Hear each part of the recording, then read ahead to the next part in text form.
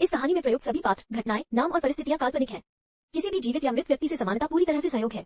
सुमन और सरिता नाम की दो बहनें थीं। दोनों की ही उम्र शादी लायक थी। सुमन और सरिता दोनों के व्यवहार में बहुत अंतर था।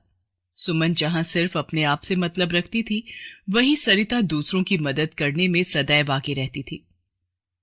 ऐसे ही एक दिन बाजार से आते हुए, दीदी ये गुब्बारा ले लो, मुझे भूख लगी है, सुबह से एक भी गुब्बारा नहीं बिका, ले लो ना दीदी। हट पीछे हट, पता नहीं जरा सी देर के लिए बाजार निकलो, ये भिखारी बच्चे पीछे पड़ जाते हैं। सुमन, ऐसे बेचारे छोटे बच्चे को धक्का मत दो। ये लो बेटा, ये 10 रुपए लो और मुझे गुब्बारा दे दो। और हाँ, आओ मैं तुम्हें सामने से एक प्लेट कुलचे छोले लेकर देती हूँ। तुम्हें भूख लगी है ना? सरिता, तू तो इन भिखारियों पर ऐसे पैसे लुटाती है जैसे हम किसी करोड़पति के घर पैदा हुई हैं। सुमन, मैं करोड़पति तो नहीं, पर ट्यूशन पढ़ाकर जितना कमाती हूँ उसमें से कुछ पैसों से इनका पेट भर जाए तो मुझे बहुत खुशी मिलती है। अब ये ब्रेड और दूध किसे खिलाने जा रही है? वो सामने देखो, छोटे छोटे पिल्ले खेल रहे हैं ना, उन्हें खिला रही हूँ।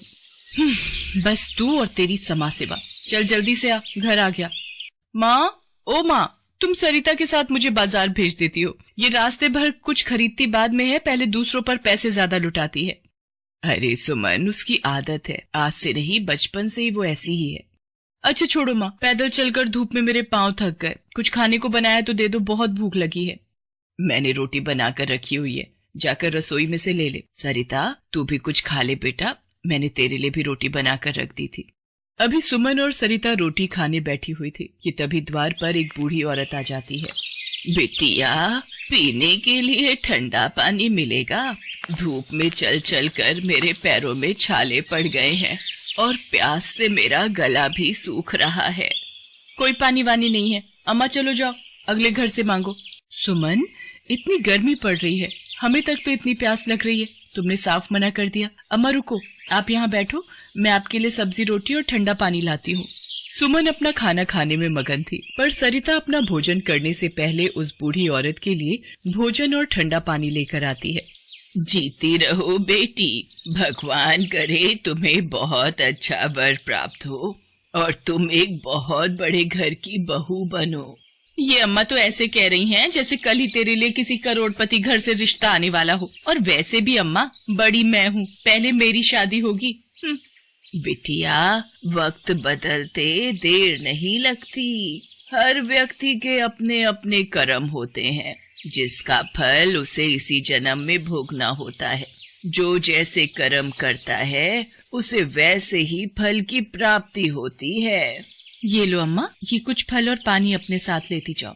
बूढ़ी औरत सरिता को आशीर्वाद देकर चली जाती है। कुछ देर बाद, अरे सुनती हो, रामलाल भाई साहब का फोन आया था। लड़के वाले कल सुमन को देखने आ रहे हैं। बहुत ही अच्छा रिश्ता है, लड़के की कपड़े की दुकान है।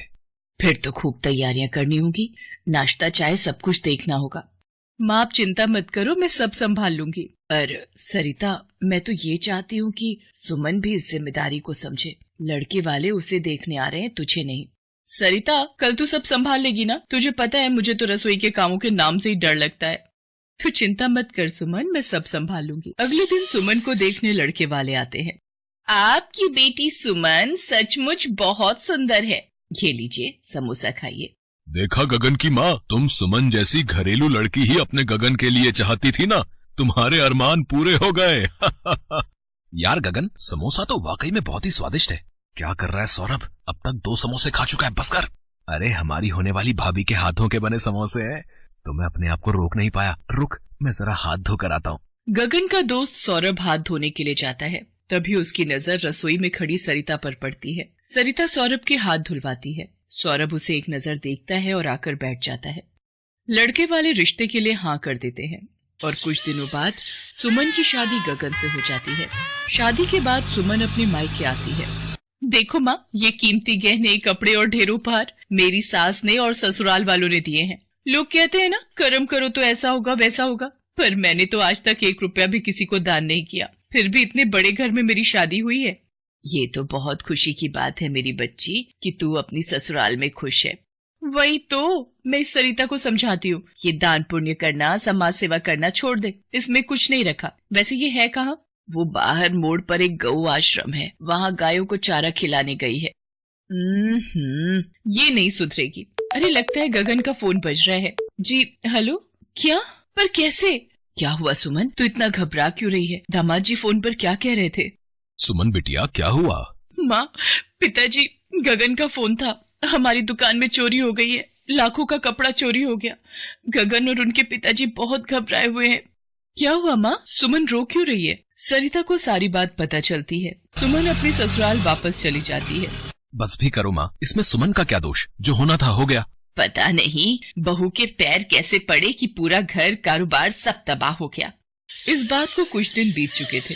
दुकान में चोरी होने की वजह से गगन और उसके पिता का व्यापार लगभग बंद हो चुका था। घर में पैसों की तंगी आ जाती है। एक दिन, गगन इतना सब कुछ हो गया, तूने मुझे एक बार भी फोन पर नहीं बताया? मैं कलकत्ता ही गया था, कोई विदेश नहीं। नहीं सौरभ, ऐसी बात नहीं है। वो तू अपने बिजनेस के सिलसिले में गया था तो तुझे परेशान करना ठीक नहीं समझा। दोस्त कहता है और दोस्ती की परिभाषा भूल गया। चल छोड़, कल से ऑफिस आ जा, तेरे लिए एक काम सोचा है। थैंक यू यार, दोस्ती में no sorry no thank you. Gagan का दोस्त सौरभ गगन को अपने साथ ऑफिस में काम देकर गगन की सारी परेशानियां दूर कर देता है। ऐसे ही एक दिन, सौरभ अब तू भी शादी के बारे में सोच ले। सोचा तो था, एक लड़की पसंद भी आई थी, पर बात आई गई हो गई। कौन सी लड़की है? तूने मुझे तो कभी नहीं बताया।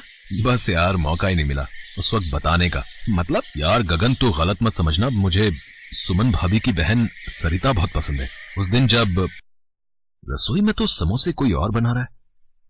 आपने समोसे बहुत स्वादिष्ट बनाए हैं। प्लीज आप ये बाहर किसी के सामने मत कहिएगा कि ये समोसे मैं बना रही हूँ। अच्छा, तो वो समोसे सुमन ने नहीं सरिता ने बनाए थे हैं? हाँ यार, पर तुझे सुमन भाभी पसंद आ गई थी और फिर सरिता ने भी मुझसे वादा लिया था। ये तो बहुत ही खुशी की बात है। मैं आज ही सुमन के परिवार वालों से तुम्हारी और सरिता की शादी की बात करता हूँ। गगन सौरभ और सरिता के रिश्ते की बात करता है और सबकी रजामंदी से सरिता की शादी सौरभ के साथ हो जाती है। सौरभ एक करोड़पति बिजनेसमैन था। सरिता को बिन मांगे ही मोती मिल गए थे। उन बूढ़ी अम्मा ने इसका मतलब सच कहा था। सरिता को उसके द्वारा किए गए अच्छे कर्मों का ही फल मिला है। अगर मैं भी अच्छे कर्म करूं तो फिर तो मेरी भी जिंदगी में बदलाव आ जाएगा।